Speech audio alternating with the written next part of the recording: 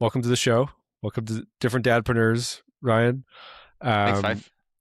Excited to have you on and get into your world with ServiceTitan, how you're helping home services and contractors, Yeah. but also managing all that, being a dad, and some of that story of moving into entrepreneurship. We talked a little bit about that offline the other day, so I'm excited to kind of get into that. So maybe we'll start with what you actually do. So give us a snapshot of the business, how long you've been in business, and what you actually do. Yeah. So currently, I am the CEO and co-founder of Titan Wizards, my logo right there. And we help home service companies that are on ServiceTitan squeeze every last drop out of it because it's a complex platform.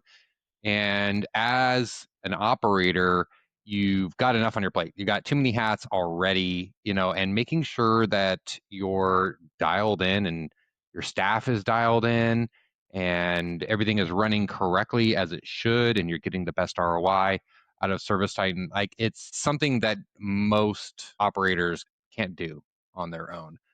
So it really is it's in their best interest typically to hire a third party consulting agency like Titan Wizards to just make sure that everything is smooth. Because what I've heard, unfortunately, way too many times is, yeah, we tried Service Titan, but it was just a hot mess and everything was broken and our data was wrong and it was just too much money and a lot of complaints. And then on the flip side of that, you hear all these amazing success stories of, oh, we switched to Service Titan, and then all of a sudden our business just started growing 25% every single year. Boom, boom, boom. And both of those stories are true, you know, but it's also up to the operator to make sure how it's going to the execution is absolutely key. Like a lot of these shop owners, they think that Service Titan is a magic bullet. But in reality, it's a sniper rifle, which is it needs skill and setup and configuration and training. And then you can pretty much reach any target, Yeah. but it's not a magic bullet. So um, our company has been in business for a little over a year now. And I started off with just myself. I helped a lot of larger firms, smaller shops too, that were struggling. I was working for another consulting agency actually, and my wife, she was like, Ryan, you really got a marketable skill that a lot of shops need, and you've been talking about doing consulting for some time, and you should go for it. And my wife and I, we met in business school, and so we always had very similar types of ambitions, and we've had I don't even know how many businesses together. We've had a successful exit as well. And this is the first time where I'm the one that didn't have a steady job. So it was like, okay, it's go time. It's all on the line right here. Let's go. So customers just started finding me really fast. And I was really blessed to have two customers right away that I had like previously talked to. They weren't customers or anything like that, but as soon as I said, "Hey, I'm starting my own thing," they're like, "We're in. We're going to support you." And those two really enabled the entire thing to even take off because I didn't even know what I was going to do. I had just bought a house and I was working at Service Titan as well, and I got laid off from there. I'm like everything is crazy right now. We are also just had a baby on top of all that, so So it, let's rewind the tapes a little yeah. bit, Yeah. and just for some context for listeners, because not everybody's in the trades construction that might be listening.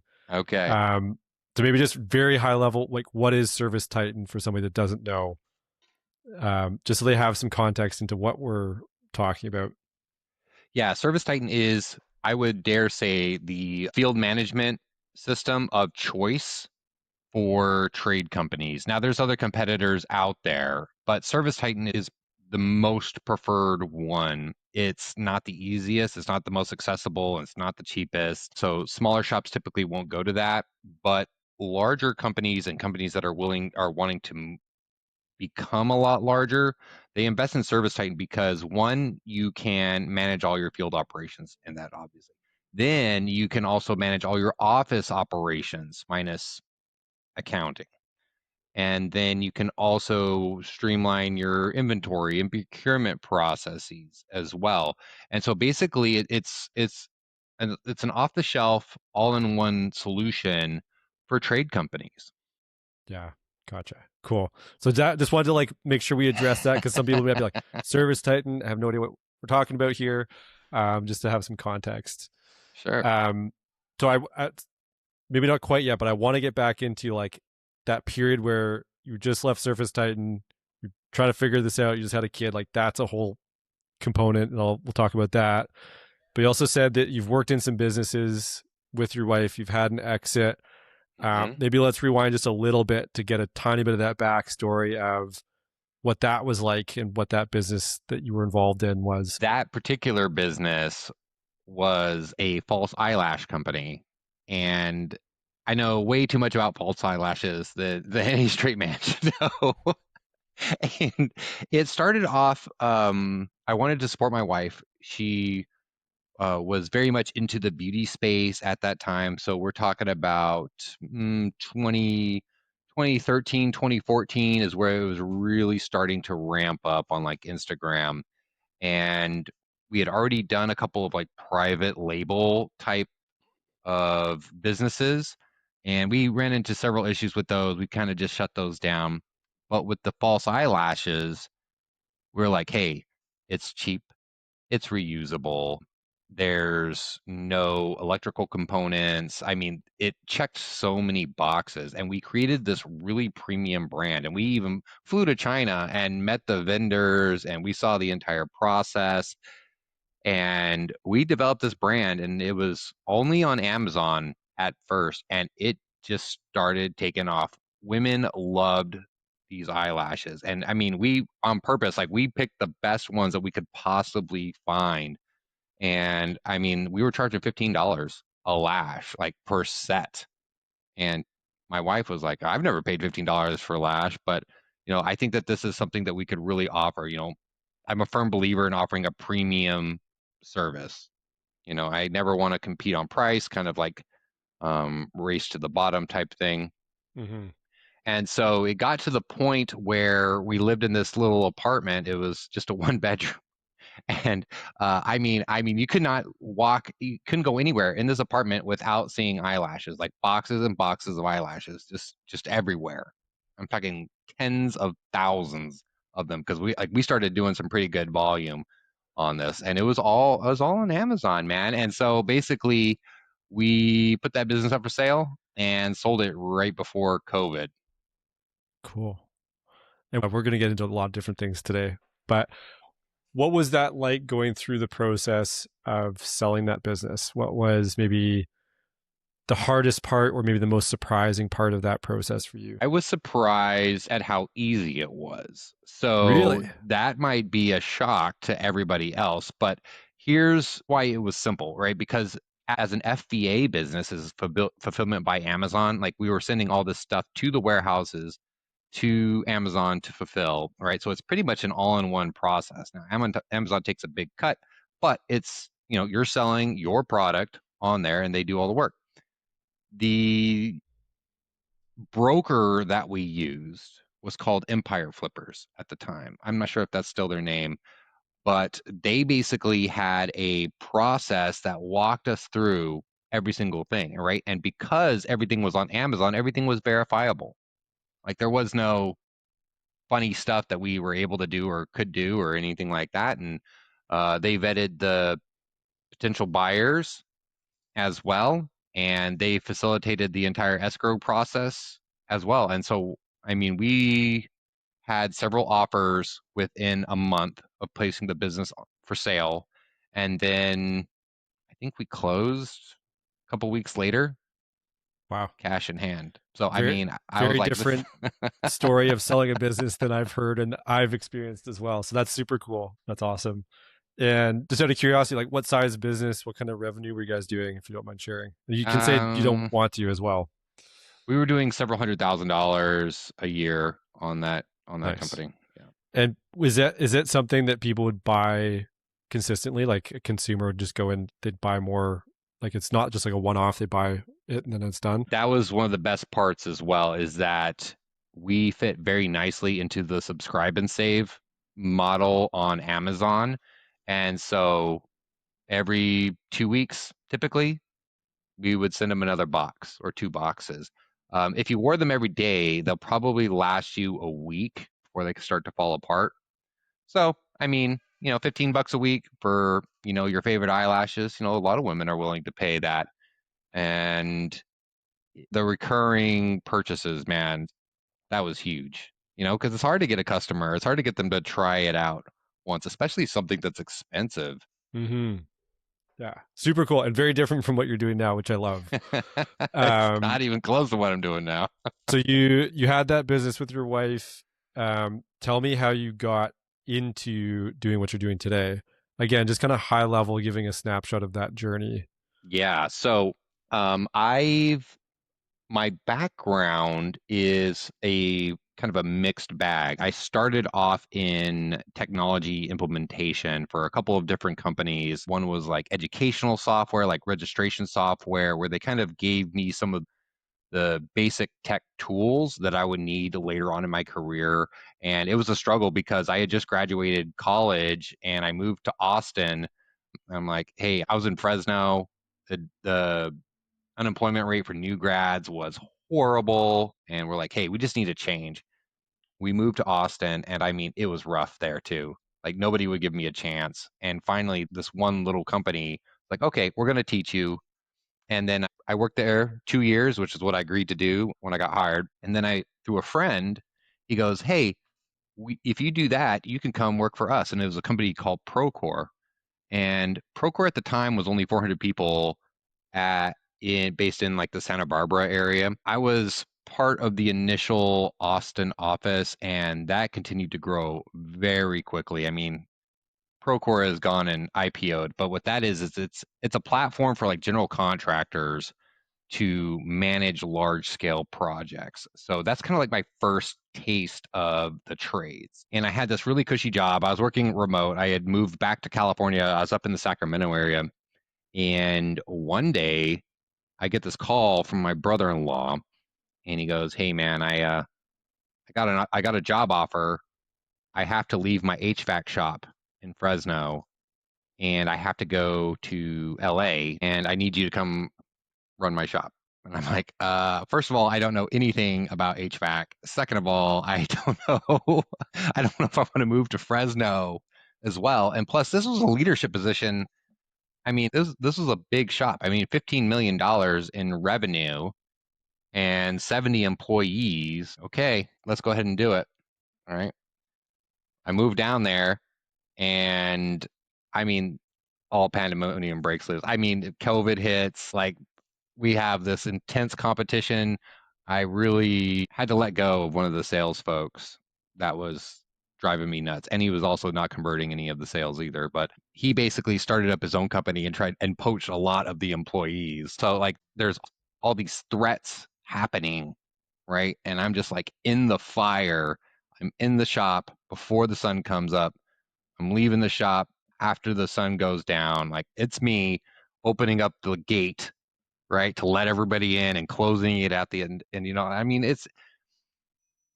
it was like such a far cry from what I was doing before. And I was like cursing my brother-in-law, like, how do you do this to me? And later on, like fast forwarding, it came to be like one of the most educational experiences of my life. Not many people know what it's like to run a company of that size, and especially a seasonal one where it's just all out, right? What can you get during the summer? Like that's the name of the game. And so I did a full year with them. I covered for my brother-in-law, no problem. And then he goes, "Oh, okay, by the way, I've got another company. It's a pest control company. I want you to put them onto ServiceTitan. Go over there, be the GM, because they're on paper. We need to take them from the Stone Age to ServiceTitan. Like, okay.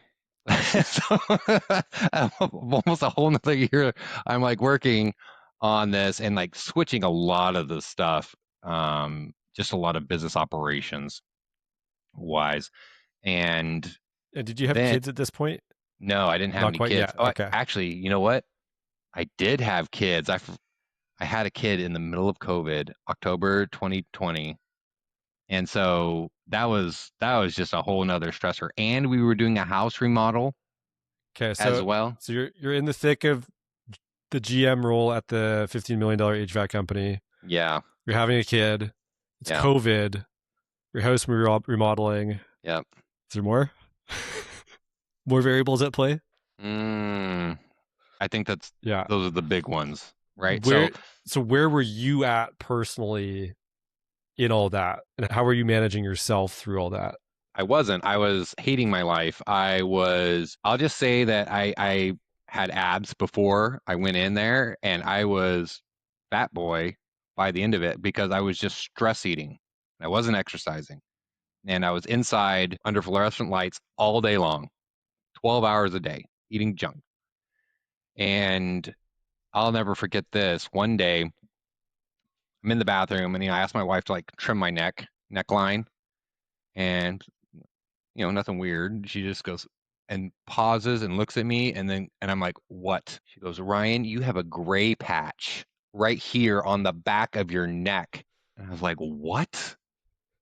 And like I started noticing like these gray hairs and my hair was thinning and like my weight gain. And no, I wasn't managing it at all. I was just straight up trying to survive, you know? And it was like some days I didn't know. I didn't know if I was going to survive. I'm like, am I going to make it through the day? I don't know. But here I am these years later, right? 5 years later, and now I have a successful consulting company. But, at the time, it was probably one of the biggest struggles. What helped you get through that? I would say probably my wife was the number one factor because she's always been the kind of person to point out what needs to be done, and even if I don't want to hear it. And I'm not good at taking criticism from her, but at the same time, I know that I need to hear it, and it's not doing it. She's not doing it because she's trying to get on my nerves. She's letting me know, like, hey, you're slipping here. Like, I see you physically deteriorating with this. And so that kind of played a role in me wanting to like move away from running shops. I was just like, I can't take this anymore. I have too many things juggling. Newborn, house reno, COVID. It was just like nuts. Yeah. Um, and what was that journey to getting back to a better baseline of health and like mental state? It was slow. I feel like every time I've had to like get back on it, it's slower. It's a little worse. And I mean, I kind of find myself in that situation today, to be honest, as well. And it would be ideal if I would just maintain, just being completely truthful here, Yeah. right? Because I mean, I'm 42 now, and when I was 32, it was so much easier to have the energy to get up, you know, go do my workouts, to just have energy all the time. Now it's it's a heavier lift is what it feels like. But that doesn't mean that you just quit and give up. Like at the end of the day, I have people that rely on me, and I got to rely on myself too. Like I got these two active boys that if I can't wrestle with them, I don't even know how we would bond because that's all they want to do. So I don't know if that answers that. Yeah. Yeah. It's interesting. I've had so many conversations with guys, and there's this theme that I'm noticing where they're in the trenches, they're in that like trials phase where it's, I just need to survive. And at that point, your health is suffering, or like there's usually some kind of wake up call. Maybe it's the gray hair, maybe it's like a health scare in a different way. Um, for me, it was my brother. I think my brother looked at me once. He's like, "You look like a ghost of a man." I was like, "Oh." But I think we all have that at some point, and then there's how do you get out of it? And I think in some ways it's you need to change your environment, which sounds like you did. You kind of moved on and you've shifted gears into a different environment and space. Yeah. Um, I think for some business owners that's not necessarily an option though, unless you go to sell. And I think in some cases that's where some business sales actually happen is they just get completely maxed out and it's like this is no longer worth it. And I think those are the ones that I'm curious about because it can still be a successful exit in some way, but it's probably not what they expected.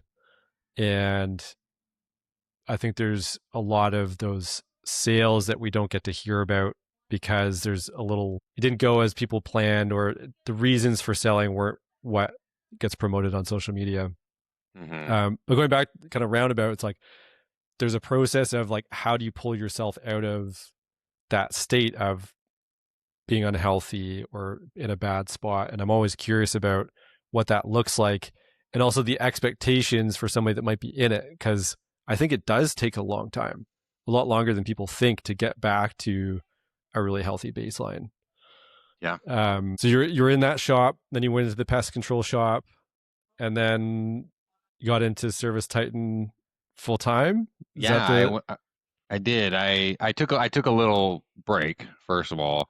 I just had to have a break. And then I went and worked for ServiceTitan in an enterprise fashion. So I worked with really large clients and kind of learning that system that I had already been working on and implementing, but taking it to like a really deep level. It was fulfilling, and I thought that I was going to be at ServiceTitan for quite some time.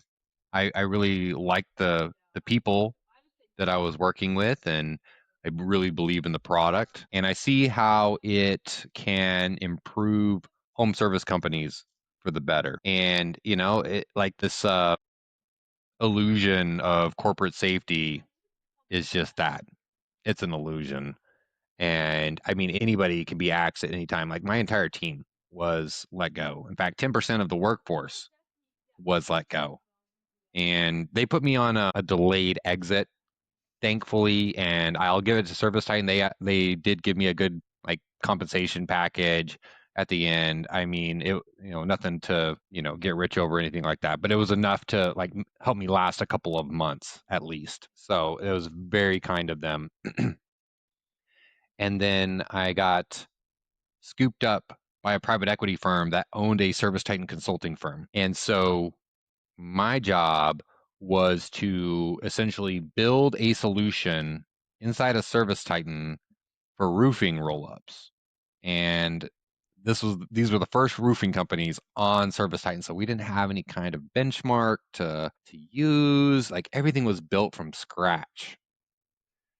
And I like working on big complex projects like that. If it needs a lot of brain power and it's complex and like that's the kind of stuff that I really like to just kind of like get in the flow state and start chipping away at. But that's when my wife was like, "Hey, you know what? Maybe you should start your own firm." Because honestly, even though I did like the work that I was doing, I mean, it was back to 12-hour days. And I mean, I was stressed because they were very demanding with like things like emails. Like even if I was on a flight, really like yeah, there was no excuses. So there was no break, there was no reprieve, like there was no vacation.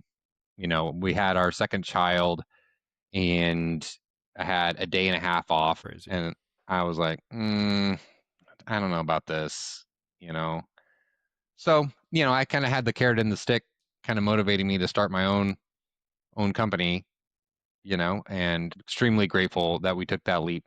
And now I've got two full-time employees. So we're a team of four now.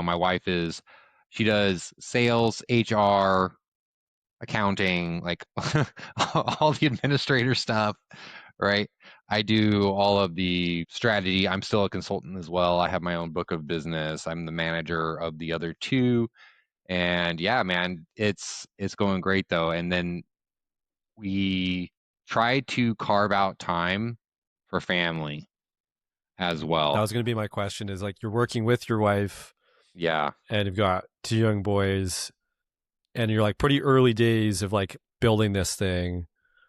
What does that balance look like? What's maybe been the hardest part for you? Hardest part for me is the split desires.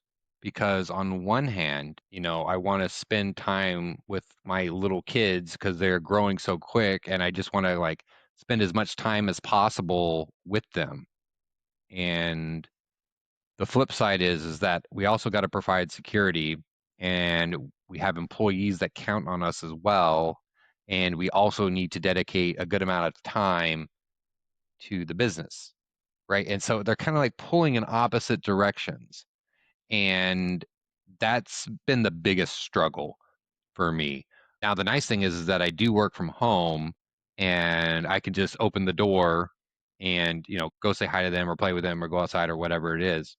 But the daily tasks of like all the things that they need, meals and diapers and preschool and all the kid laundry and stuff like that. We realized that if we were going to have my wife on board, because that's what she was doing, is that we were going to have to hire for that. And so we looked at a couple of solutions, to be honest. Like we looked at the au pair route, and they only want to go two places, which is New York and LA. And the Dallas area is not it's not interesting enough, apparently. And we couldn't find like a suitable person. And then we asked her parents as well. We made them a great deal. We'll basically gonna move you out here. We'll pay for your housing and all that stuff. But you guys got to take care of your grandbabies. While you're here. They've been in California for 40 years. Like they weren't gonna move. It was too tough for them. Too much inertia there. And then kind of as a Hail Mary, we asked her youngest sister to move out. She's 30, she didn't like her job, she just got married, and they both were looking to make a big move anyway. And we're like, hey, we can match your pay. You guys can move in here, live rent free, and but you're gonna be the live-in nanny. You're gonna be Auntie Nanny, basically. And I'm like, I need you out here in like 3 weeks. So they talked about it, and thankfully they made the move. And it's been great. It's been absolutely amazing because one, we trust her. Two, um, I think that having family help was something that we underestimated that we would need because we don't have family close to where we are. Like we left all of our family in California to come to Texas, and we did not think that we were going to need it like we did. And so just having her be a part of the boys' lives and really just kind of do all all the things that need to be done with that. Man, that has probably been the best business decision we made because now my wife can work on the business full time. So now you got two entrepreneurs doing it, working in the same direction, and the kids are taken care of. And yeah, I mean, that's how we did it. We just outsourced. Yeah. It's interesting. I remember chatting with another coach that I know, and he didn't end up following through with it, but was starting to look at helping people and even looking at like a service for executives, entrepreneurs to help find and place those types of people. Whether, I mean, family's ideal. That's probably the best option if you can. But whether it's the kids, like for him, it was all the house stuff, laundry, dishes, cleaning, all that kind of stuff that needs to happen. Outsourcing that. And then they could just be present to eat dinner and play. They didn't have to do all the house stuff. And I think I mean, everybody's different. Everybody has a different focus in terms of how they spend their time and how they value things. But I think it's something that gets overlooked as one, you said like a business decision, but two, as like a quality family time decision that it's just so ingrained that you should be able to take care of your own house and do it. You don't really think about it as something that you should outsource, Yeah. unless you And like you can maybe grew up in a household that did that. I mean, I never had grew up in a house like that, and we were responsible for cleaning up our own crap. But at the end of the day, it was a business decision, right? So like if I bring Jenny, my sister-in-law in, then Tippy, instead of doing low income things like laundry and cooking and cleaning and all those things, right? Like she can actually go out there and hunt and she can work on the website and she can like do all these different things that she's actually good at. And so it's like, what are we going to do here? Like, I mean, ideally, she wouldn't even have to work, but I mean, I can only do so much. I'm already working a lot. Mm-hmm. I can't do all the accounting and the HR and the market. Yeah, everything else, and so more hands makes a lighter load. And even if that in-house help is costly, and it is, I think it's the right decision for us anyway. Yeah. So that's how we looked at it anyway. What else has been maybe transformational or really helpful for being an entrepreneur dad? Sounds like that was a pretty pivotal decision in the family and the business. Has there been anything else that's really kind of made a big impact? Okay, I'm not going to say that I'm perfect at this because I'm certainly not. But one of the things that I try to do is do something physical. And I also do that with my boys because they see it, right? And right now I'm the coolest thing to them, right? So when they see me pumping some weights, they have their own little 3 pounders, right? They're like flexing it Yeah. as well. Like, yeah, they want to do the same thing. They see me doing chin-ups, they want to hang and pretend like they're doing chin-ups, right?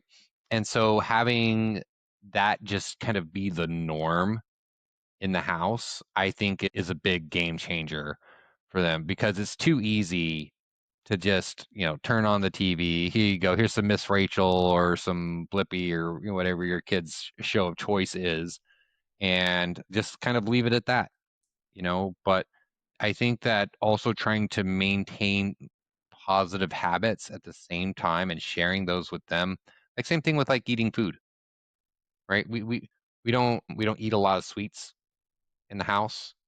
My 4-year-old loves sweets, but we just don't buy them. We don't keep them in the house, Mm-hmm. right? And that's also for me as well, you know. And I think that just kind of going places together, right? Like I know that it's more of a hassle to, pack everybody up, make sure we got diapers and we got a change of clothes. We got, all the different things that anybody with kids understands, right? It'd be easier if I just leave them with Auntie at the house and go somewhere. But it's important for them to hang out with us and go out and learn how to behave in society. And so, like, my kids are actually very well behaved. The little one is a little bit more of a wild card, but in general, they do really well. And so, making sure that we're kind of still leading, being a leader to them, I think is one of the most important things that I'm working on with these kids.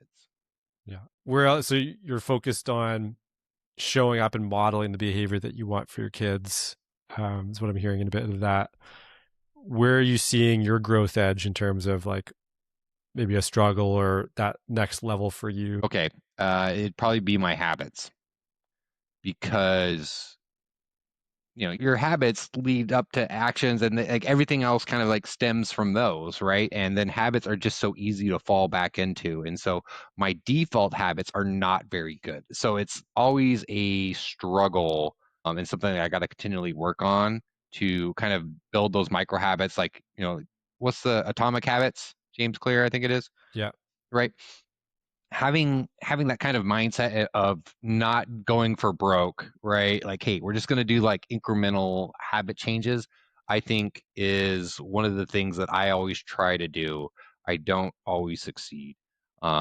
Like for example, one of my bad habits is after the kids go to bed, which is, 8:39, I just want to relax on the couch with the missus and we'll watch some TV and we'll munch on just junk usually or whatever it is. And then before I know it, it's midnight, right? And or maybe I went to bed at like 11:30, but I'm still like scrolling doom on my phone or whatever feed I'm looking at, right? And so in the mornings, I'm exhausted. And so one of the things that I'm working on right now is fixing that sleep pattern, right? Because I don't have the luxury of working out in the middle of the day anymore.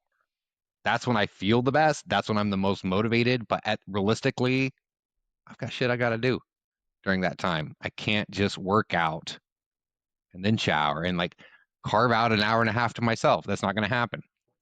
So even though I'm not a morning person, I got to start being a morning person. So now it's like, okay, well, I can only be a morning person if I had a good night routine the night before. Yeah. So I'm circling back around because, all the habits that I have, I'm like trying to change those to become a morning person, which requires me to go to bed early, not eat junk at night. I don't need to be looking at screens. There's no benefit to it, and so that's what I would say is what I'm working on.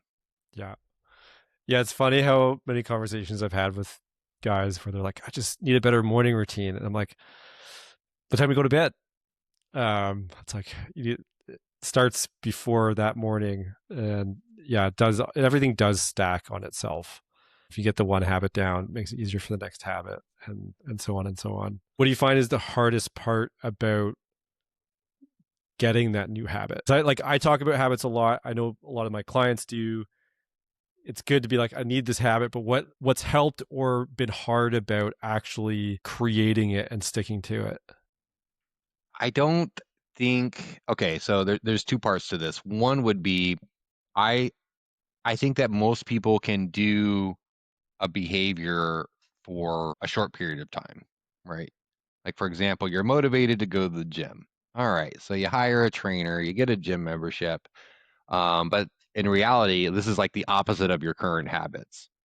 And so you can use your willpower to do that, but you're going to get exhausted and then things are going to happen and you're not going to be able to go. And then you're going to kind of like lose momentum, and that's kind of like the norm, unfortunately. And I think that instead of trying to do a 180 on your habits, it's maybe better like instead like if you're in a plane doing a nosedive, you can't just go straight back up, right? You got to kind of like pull out of the nosedive, right? And make it more gentle, right? It's easier to do it in little pieces.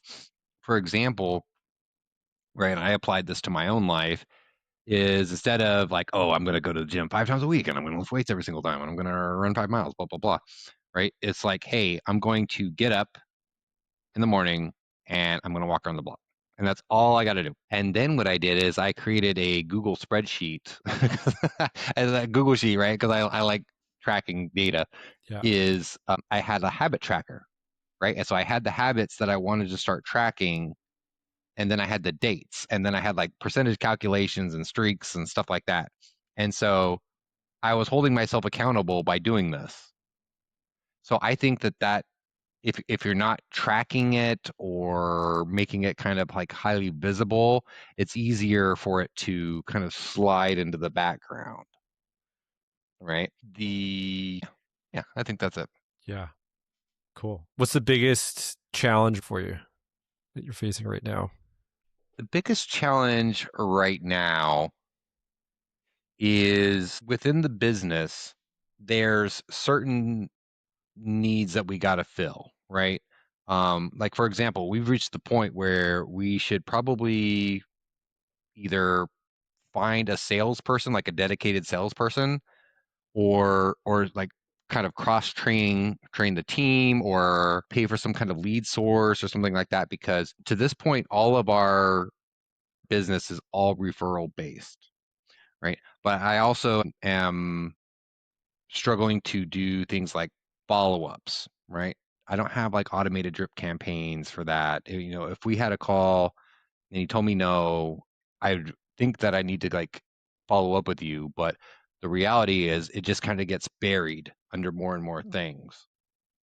And so finding a really good solution to kind of make sure that those things don't fall to the bottom of the pile and that I can kind of put that onto somebody else's plate.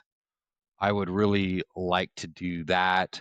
And, yesterday was tax day. We had to file an extension because we didn't have everything done on time. But, also managing all the financials as well. I'm so grateful for my wife for stepping up and doing this. And, she fills me in on everything else, but she's the one that's like logging into QuickBooks every single day and making sure that the money's there and, Yeah. are we going to make payroll for every month, so the struggles change, right? Because sometimes it's like I have to turn down clients. I just don't have the capacity. And also, as we grow, there's also going to be standard operating procedures that we have to put into place as well. So that I know that that's going to be a pretty big hurdle. And in this type of role, it's very much a skill based. It's not like an easily replicatable process, right? I can talk to one electrical contractor in one part of the country and another electrical contractor in another part of the country, and they have completely different processes, completely Hmm. different business models too, right? So it's hard to build like an SOP of like, here's how you handled this case with that. But that doesn't mean that we can't work towards that, right? We do like education and stuff with our employees. Like, for example, we did a business school. Our employees, they've worked at shops. They've worked at ServiceTitan. These are some knowledgeable folks, but they don't know how to read a P&L. What's a balance sheet? Hmm. What do all these like KPIs mean, right? They know what a KPI is, but they don't like know how to like which ones they should follow, what's good, what's bad, and just kind of like educating them and making sure they're as valuable as possible, because um, I want the most valuable employee on my team. Yeah. I can only hire people that know more than I do. And that I think is going to be a struggle. Like it could limit growth because I'm not willing to like train somebody that's like mid-level. Like they have to be high level because I'm high level. And if they're like expert level, then that's even better. But it's kind of like when you're playing fantasy football, right? You got to pick the best thing that's going to fit your team, based on things like their past performance, what the rules are as well. Like, okay, this particular client's going to need a focus on this. Yeah. Employee one is better at that. Yeah, it's You know, like it's an interesting business because it's not one size fits all. That's part of like your magic when you're helping clients. So how do you have a team that can adapt and read the business that they're helping and help them get the most out of something that they understand? But that's not a quick like here's how to do it. It's like giving them enough knowledge base that they can start to make their own decisions and like adapt to what they're seeing with that client, which is tough. yeah, Um, because but cool. they got the technical Yeah, knowledge, but they may not have the executive knowledge to know why we should move in this direction versus the other direction if both are technically possible. yeah, you know and so that's one of the things that I'm trying to groom is that kind of like executive visibility of like, okay, from a company standpoint, this is the better path versus this because of these things, right? Those are the things that like I'll never probably find an employee that knows that, right? Because they're running shops right now. So yeah.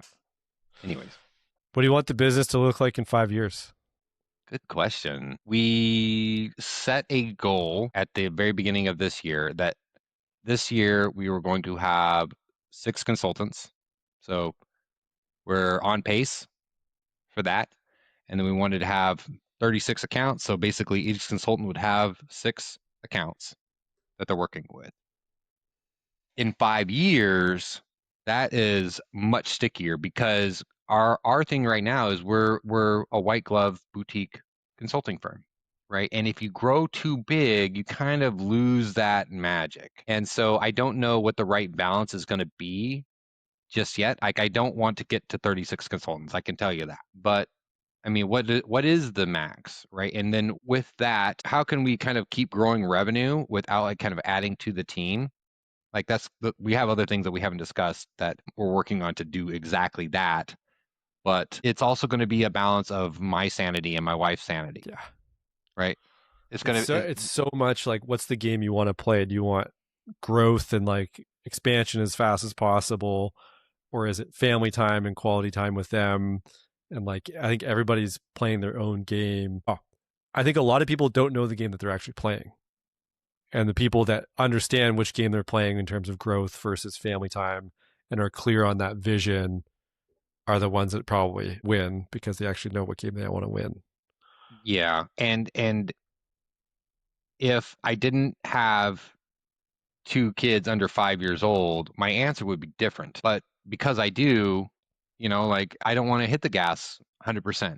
I don't want to work 14-hour days, 7 days a week, for the next 3 or 4 years. And if we can, one, provide for ourselves well, right? That's number one. Number two, provide for our employees, in a way that they love it. And that's a win, and what's the point? I don't know. I don't like growth for growth's sake. Like there's this trend in the industry of like, oh, we're gonna be $100 million. There's nothing wrong with that goal, right? But I feel like that is just like a big ego number. And what are you getting out of that, right? What are you sacrificing to get to that as Yeah. well? Because there's definitely going to be sacrifices. If you're going to be targeting 100 million, be prepared to lose some stuff Yeah. along the way. Which is why I love conversations like these. It's like, what is the balance of both? I think everybody's at a different stage, but guys with families, it is a different conversation with how they're growing their business and what that looks like and what does success look like. Um, That's the key. What does success look like? I mean, if you ask your kids, what do they think about their dad? What would they say? You know, and I hope that my kids would not say, "Oh, all he does is work all the time," or "He's never around." I hope that I don't know if this is true, but I hope I'm striking a good balance between the two. But um, we'll know when they're older, I guess. and I think that's the tough thing. It's like there's a level of uncertainty with both being a dad and an entrepreneur, which is probably why we like it. But we won't know, especially with our kids, did we do everything right until many years down the road. So there's a sense of I think there's a bit of trust and belief and modeling our best possible selves now, and that's kind of the best way that we can put our foot forward. For Um, sure. where can people find you if they're curious about what you do as we wrap up today? Yeah, so I could be found in a couple of different places. The first one is probably going to be my website, titanwizards.com. I've got my LinkedIn as well. I think it's Ryan Wyatt, Ryan A. Wyatt at LinkedIn. You could just search for Titan Wizards, you'll find me. And then I'm also on Facebook as well. But honestly, I don't have time to like post on social media very much. So I'm just more of like a casual consumer of, whatever it is on these social media platforms. But definitely looking to connect with other entrepreneurs. You don't have to be on ServiceTitan. I actually connect with a lot of people that just kind of reach out to me, that want some help or want some advice, because I'm a big believer in karma as well. Like I only put out good vibes. I try to help people out that need that help. And yeah, you never know. You never know when that karma comes back to you, especially when you need it. So definitely interested in connecting with other people. Yeah. Well, thanks for coming on. Thanks for sharing a little bit about your story. It always helps just having these different perspectives and stages and learning. So appreciate you coming on. Thanks so much for having me, Five.